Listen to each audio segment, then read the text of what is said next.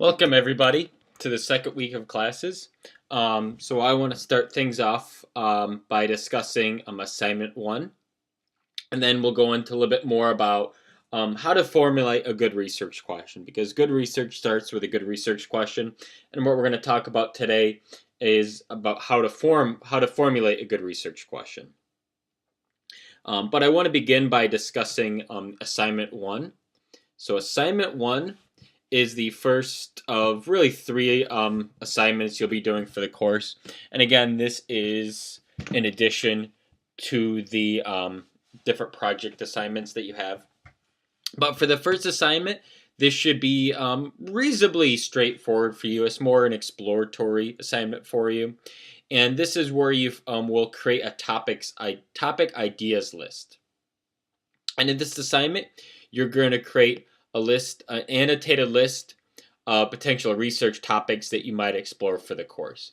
Now, these are potential research topics. So if you decide to deviate from this list that you end up creating, that is quite all right. The objective for this assignment is to just get you thinking about different potential research topics that you might end up using throughout the course.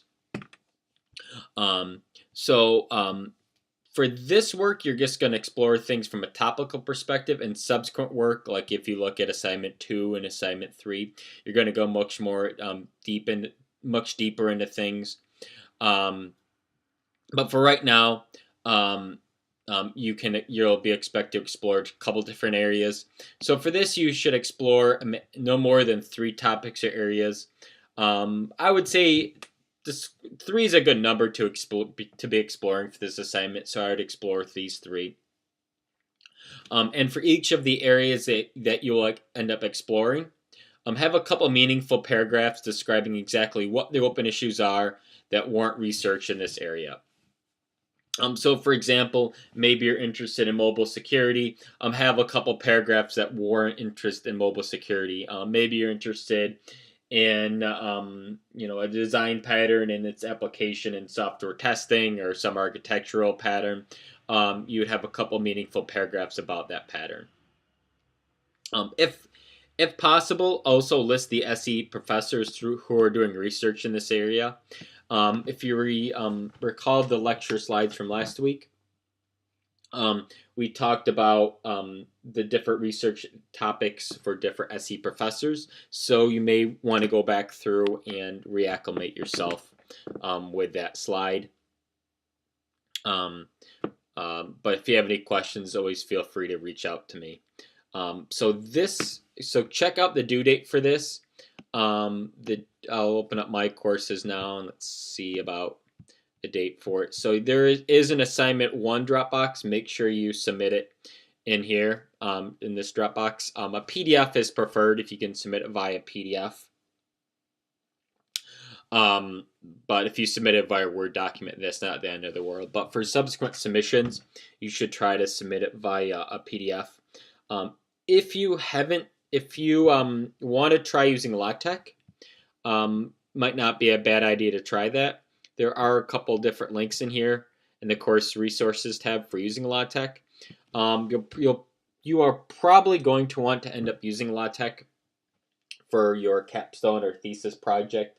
It's not absolutely required, but it's a good tool to learn. It will take some frustration to get an idea of how to use it. I won't go into LaTeX too much right now, but if you've never used LaTeX, Overleaf is a great online resource for editing and sharing LaTeX documents. It's a lot like Google Docs, where you can do the work all inside of a browser, and all your work is stored in a cloud. There's nothing to install, so it's great to get. It's great to use for beginners with LaTeX. So I would encourage you using that. But if you have any questions on assignment 1, let me know. Let me make sure I go back through here and make sure I am recording. Okay, cool. So let's get started with this week's assignments. So we'll talk a little bit about hypothesis today, and we'll talk a little bit more about research questions. So to get started, every good research project starts with asking good research questions. And so today we're going to talk about how to form a good research question. So there are some good resources available to you folks. This link will take you to the course resources page. There's some good links for finding scholarly works, and there's the SE library link info link that I just want to make you folks aware of. Back through here. So like I mentioned, good work begins with good research questions. And one thing a lot of people confuse is a research question versus hypothesis. Now, research questions are questions, and I put duh there because, yeah, research questions are questions. That's when you don't actually have answers yet. Now, you might have hypotheses, but you don't have answers. And so we'll discuss research questions a little bit more. Hypotheses are ideas for something. Like you might have a hypothesis that going to the dentist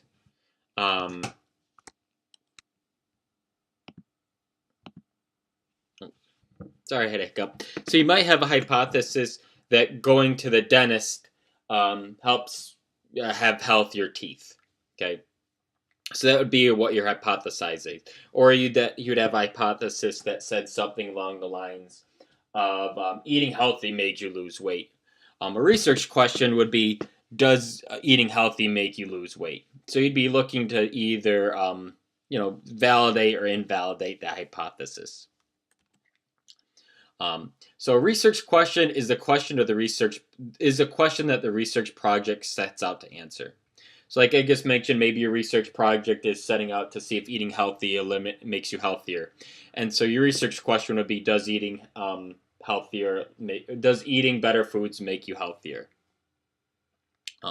Usually research studies may set up to answer several research questions. But limiting the number of research questions in a study is good. As you read some papers, they might have 2 research questions, but typically full papers answer 2 to 4 different research questions. You don't want to set out to try to answer too many research questions because your work becomes too broad.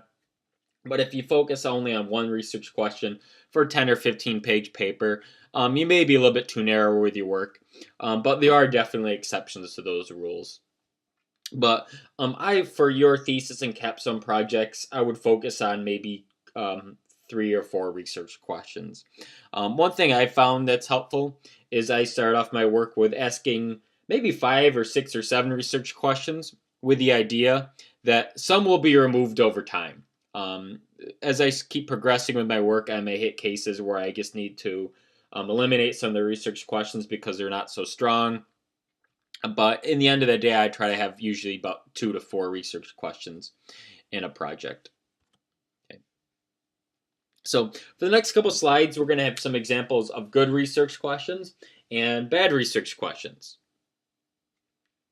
And so maybe you have the topic of focus topic of what is the impact of outsourcing on the U.S. economy. So take a moment and think about what some good research questions in this area would be.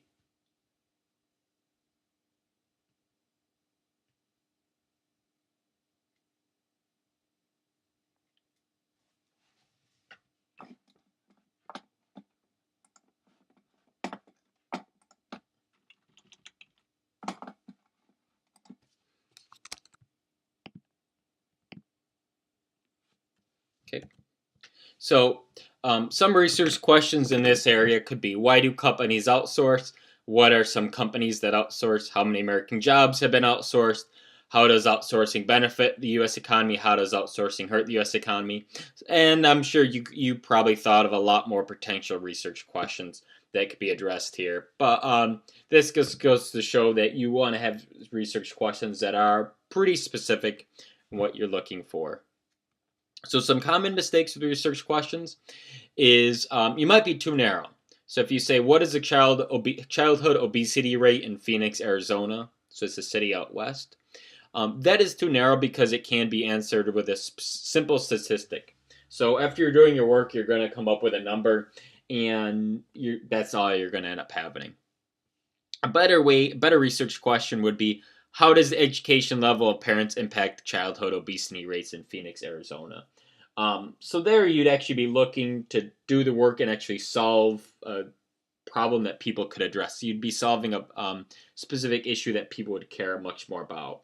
That's not to say in all cases that finding the statistical ratio of children that are obese in a specific city is bad, but you kind of want to take that number and actually show some meaning behind it.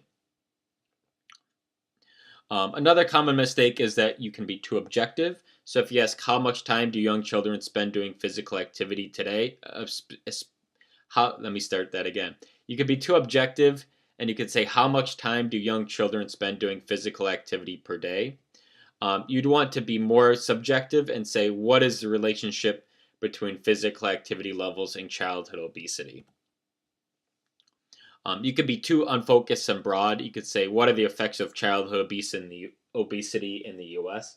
That is very broad, because I'm sure that childhood obesity has many, many, many, many, many effects across the United States. There are probably dozens and dozens, if not hundreds, of effects that childhood obesity has across the U.S. You could answer this question in the form of the health upon the child, cost to society, how it affects their learning in schools. I mean, there's so many different ways you could look at this question. So you'd want to have it be more focused. And one question you might have is,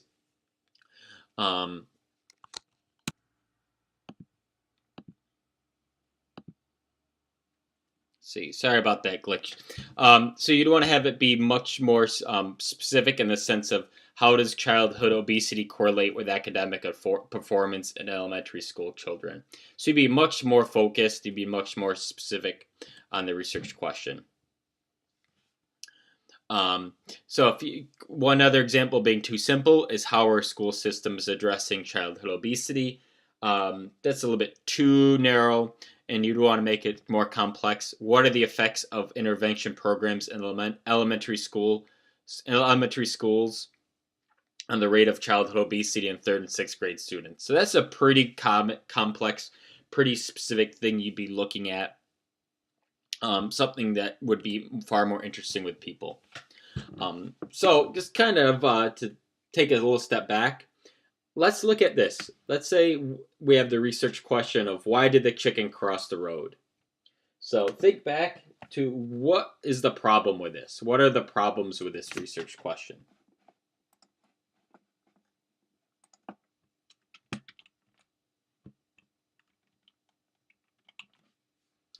So there are many problems with this question, but one of the biggest is that this question does not address the chicken or the road.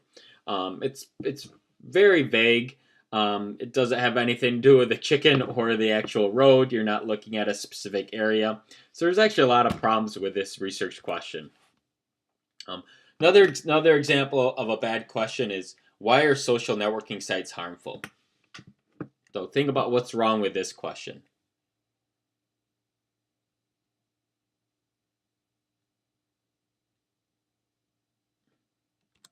So some problems with this is that the question is very unclear. It does not specify which social networking sites or state what harm is actually being caused. It doesn't talk about how online users are experiencing addressing privacy issues on social media sites like Facebook or Twitter. It doesn't even specify the sites like Facebook or Twitter, or the types of harms that are actually being done to different users. So are female cats smarter than male cats? I actually changed this question to be from, are female students smarter than male students, because I asked this question in class before and all the females just said yes and told me to move on with the question. But think about why this is a bad question to be asking from a more scientific perspective.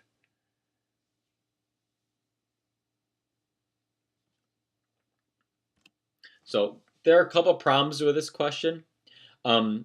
One is that it's very unclear about how intelligence is being evaluated. Are you going to evaluate intelligence in the form of memorization, problem solving? How do you actually measure intelligence? How do you actually define and measure intelligence?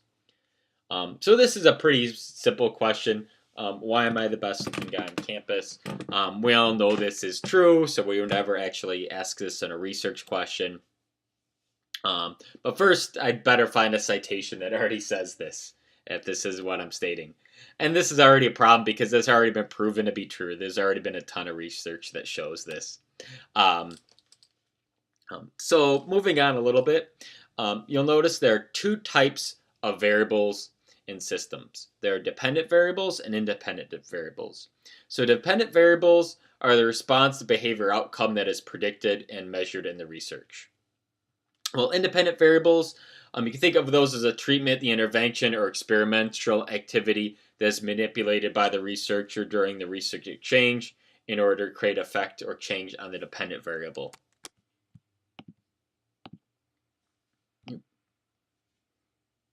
So if we will cover dependent and independent variables much more throughout the semester.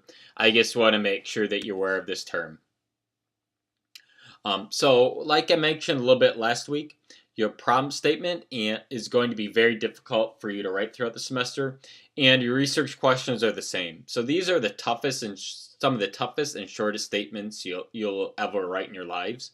As they will definitely be the toughest paragraphs that you write as far as your thesis and capstone projects. But so they will be something you have to spend a lot of time in and you'll have to devote a lot of thought to, but they're imperative for providing direction for your projects. So just kind of recap things a bit for research questions versus hypotheses. So hypotheses are statements and they serve as a prediction for future events or future thoughts. They're more of an assertion. Hypotheses are used much more in deductive research. And you cannot prove a hypothesis. You can't have an hypothesis that says people who eat carrots are going to be smarter. You can never prove that. But you can reject the null hypothesis that there's no correlation between intelligence and eating carrots or something. So that's something to be careful of. Is never say that you're proving a hypothesis. You will have the null and alternate hypothesis like we had last week. So null hypothesis is that there's no correlation. Alternate hypothesis that there is a correlation. And you can never prove a hypothesis, but you can reject the null hypothesis. So you can reject the null hypothesis that there's no correlation between eating carrots and vision. You can reject that. But you can never prove a hypothesis. So that's something that's a little bit confusing to some folks.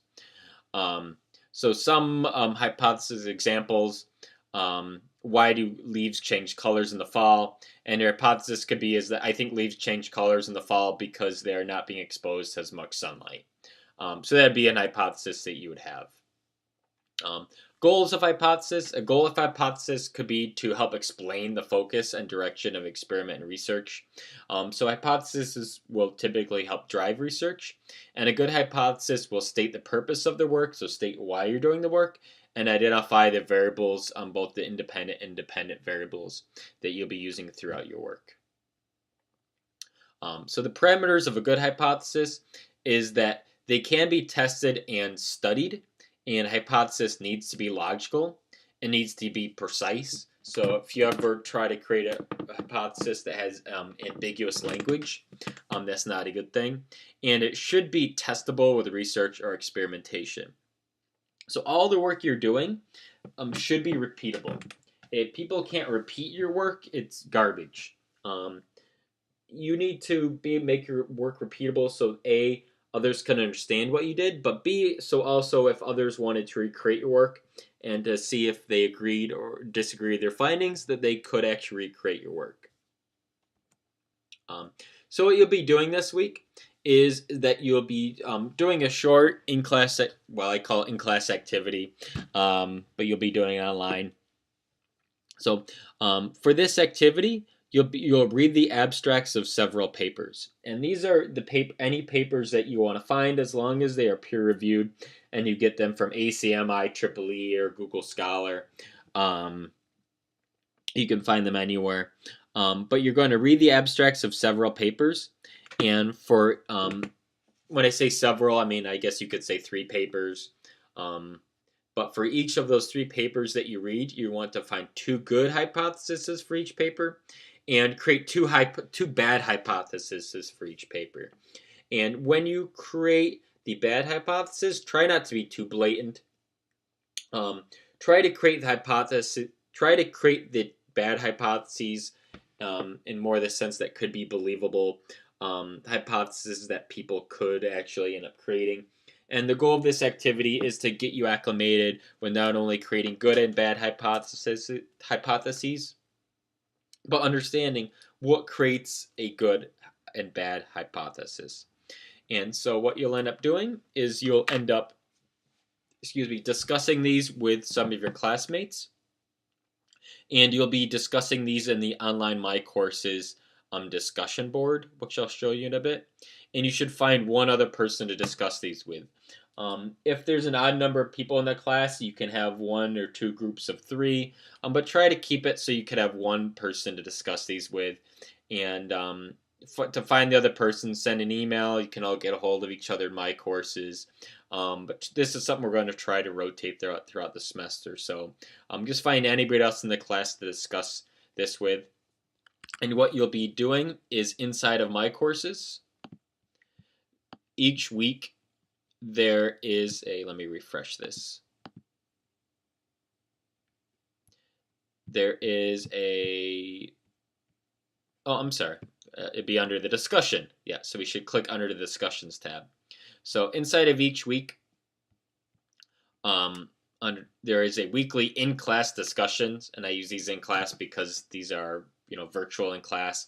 And for each week, there is a different board, and in here you can create a thread with the discussion that you're having based upon the different research papers. So some of these weeks we'll be having discussions, other weeks we will not be having some discussions, but I did create a discussion group for each week. And so just to kind of recap, for this activity, what you should do is you should read the abstracts of several papers, create 2 good hypotheses for each paper and 2 bad hypotheses that you could see in each paper. And what you should do is discuss what you have, discuss your findings with at least one other person in the class in the discussion board. And as part of the discussion, what you should talk about is what makes that a good hypothesis, and you should also discuss what makes those 2 bad hypotheses bad hypotheses. So in this discussion section, I'm not looking for more than probably 2 or 3 really sentences for each of these. So this activity should not take you more than about probably 10 or 15 minutes to do. Okay. So that's really it for me. So hopefully my screencasts are getting a little bit better for everybody. But please reach out to me if you have any questions, and thank you very much, everybody.